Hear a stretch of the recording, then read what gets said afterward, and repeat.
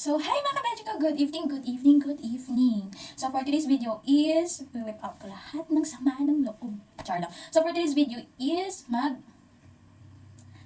pupulis ako ng fest. Char! Maglilinis ako ng aking fest at magbibihis ako. And then, may ipapakita ako sa inyo! Gusto mo makita na? Ano ka din, oh? Curious ka din, curious. Kung ano yun. Nabili ko lang siya kanina. For only 100 pesos. Buy 2, free 1. So, Kojic siya. Nakita ko lang kanina, so sobrang bango niya, which is gusto ko siyang itry.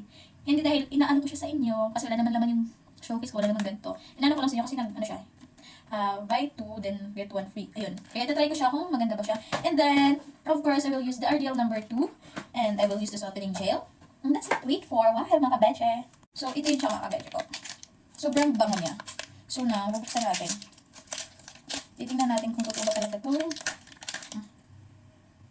Sobrang bango. So, try ko na. So, ganito lang siya. Kalit, yung hinano ko. Grabe, sobrang bango niya.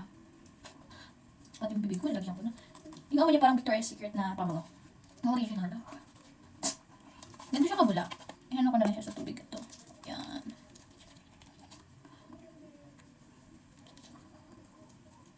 Kita niyo kung gano'n siya kabula.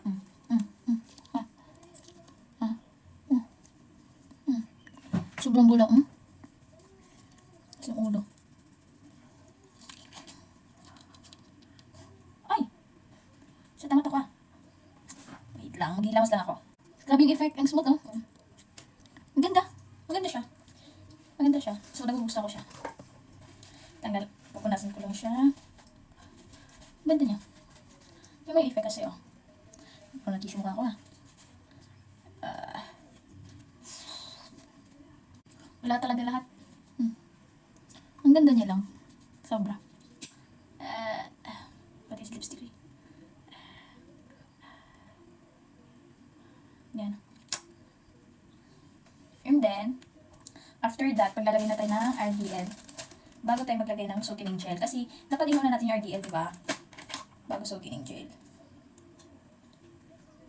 Parang mayroon magtawag dito. Cringe. Char lang, baka takatin kaya. And then, ginamitan ko na siya ng lipin. Ano ko, ha? Yan. Wait lang. And then, naglagay lang ako ng small amount ng RDL. Yan na.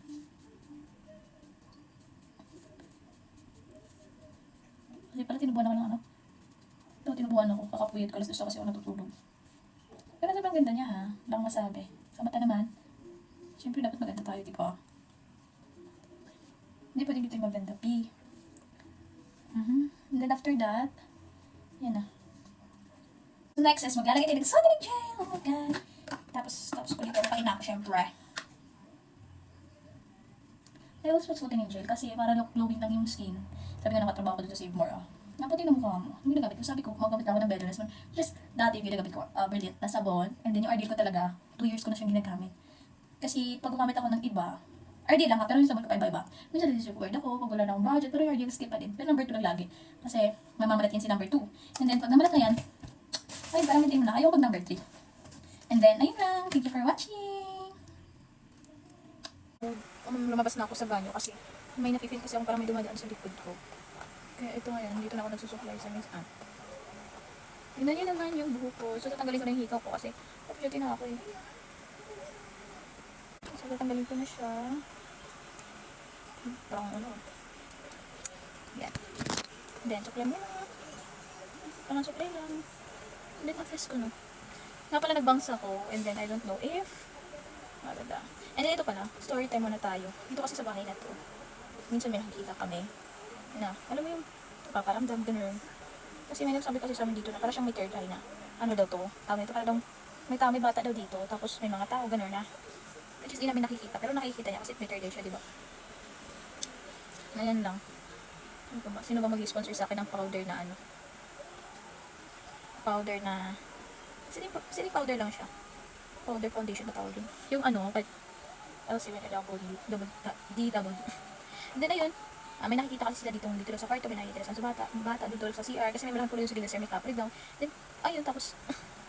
Nung naglinis kami sa labas ng bahay, may nakita kami dito sa bintana na, ako lang pala nakita, na nakadungo na matanda. Akala ko si Mami, sabi, nung nagtanong ko rin dito si Mami, kasi si Mami nanonood lang daw ng nanonood lang daw ng movie. And then, Pag ano ko, wala naman, pag lingon ko ulit, wala na siya.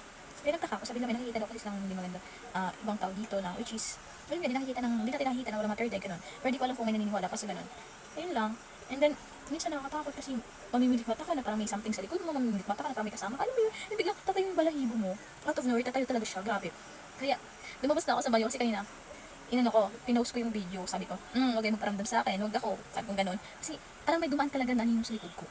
Oo, di ako nagbibiro. Kaya lumabas na agad ako. Imbes na video pa ako doon, tatapusin ko lahat ng routine ko, magsusuklay pa ako. Kaso, biglang may nagparamdam. Kaya, pumunta na ako dito kasi natatakot din ako. Hindi naman sa masyadong ano, pero alam mo yun, sabi nila huwag daw kataktan yung patay or something kasi di kanila kayang saktan. Pero kaya kanilang takutin o nervyusin, which is, pwede kang atakihin sa puso. Diba? So, ayun lang for today's vlog, for today's video. At ngayon na ulit ako nagbabalik mga kabejo dahil sa sobrang busy ko na ngayon. Okay, bye-bye! Have a good night mga kabejo ko. Live.